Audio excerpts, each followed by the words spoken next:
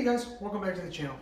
So the last couple videos have just been like quick little tidbits here and there because I was trying to catch up, like I talked about it when the parts came in and all that. So this is going to be the last one of those videos, I hope.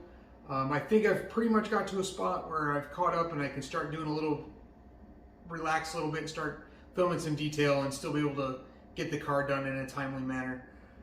So this will be the last little tidbit one. There is some of the stuff I'm going to cover today at the end that I'm going to do a more detailed video on afterwards about some of the wiring and stuff, some stuff that I found that I just don't see anything online about, so hopefully maybe it'll help somebody out and we'll do that video and that'll probably be the next one. Alright guys, let's get at it and show you what I've got done so far. Alright guys, you can see the shifter's all mounted up. I just took a piece of cardboard, made a template, and then cut out a piece of sheet metal. This sheet metal might be a little bit thin. I might end up redoing it. It's just what I had laying around. But it seems to be holding up pretty decent. You can see the shifter goes through the gears pretty good. And I'll show you underneath that the way I do my adjustments and make everything up. I leave the pan off and simulate it. I'll explain it here in the next little bit. But you can see it just kind of goes up through the gears pretty good. Comes up, hits neutral. Got to pull up the thing. There's neutral. Pull up for reverse, and then all the way up into park. I just used riv nuts into the body and everything in it. It's pretty solid. It's not going anywhere. You can see it moves a little bit, flexes a little bit on the sheet metal, but it's pretty good there. They recommend putting it up on these spacers on all four.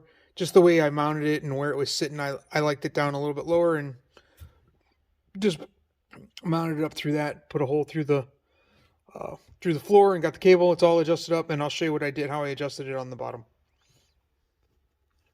I'm just going to show you one of the things I like to do when I'm adjusting an aftermarket shifter. So I put a washer or two in there to simulate the pan and the gasket and leave the pan off so I can see that the detents on the transmission are matching the detents up on the shifter.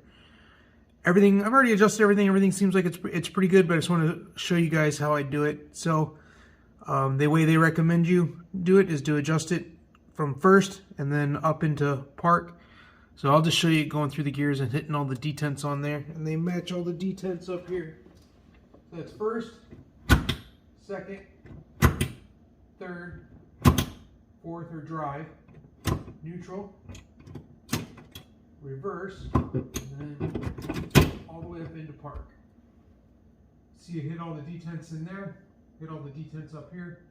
Good to go. One of the big things that always kills transmissions is not having the right amount of fluid in it. And with an aftermarket dipstick tube, you always want to mark it. So underfilling it can be just as bad as overfilling it. So what I'm going to do here is just mark it there.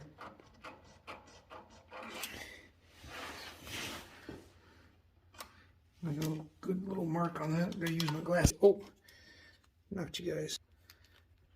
Damn, I'm stupid. All right. My excellent videography skills again coming into play.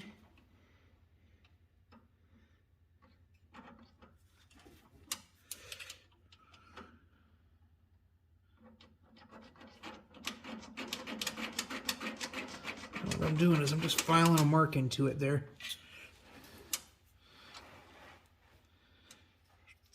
And that will be full. Just barely going to touch that. So I have to come up on it slow when we start putting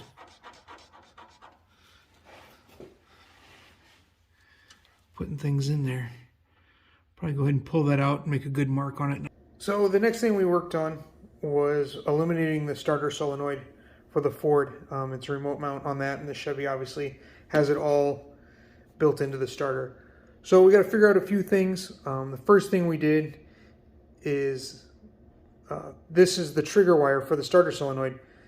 This was a little more difficult, and I'll cover that on the inside too what we did, but this goes from the starter, or from the ignition switch to the clutch safety switch, but it also still goes through into where the neutral safety switch would be on an automatic.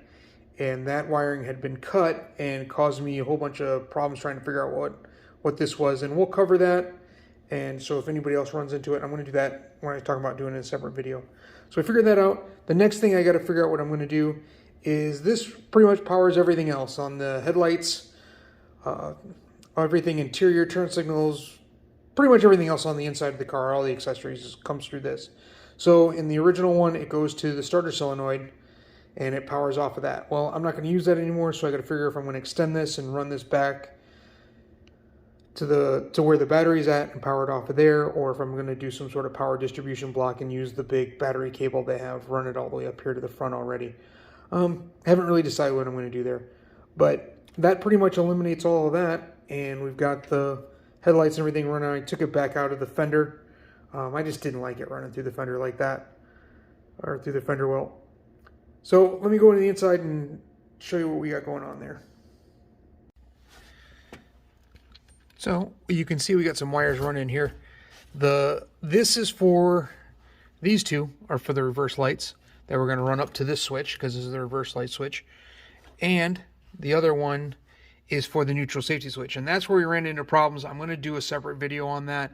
But basically what happened is after it goes to the clutch safety switch, it still runs down to, or in between the ignition switch and the clutch safety switch, it still runs down to the transmission. I don't know if there's a jumper in there or if on the manual transmission there is some sort of neutral safety switch. All the free wiring diagrams on the internet didn't really explain it too well what it goes through there, but I'll go into detail more on it on a separate video. But we've got all that running here, so we're gonna hook them up to the switches on the neutral safety switches on the other side here, and we'll get that all done. So that's gonna be it, and thanks for watching, guys. Click the like, subscribe, all that stuff, and see you next time.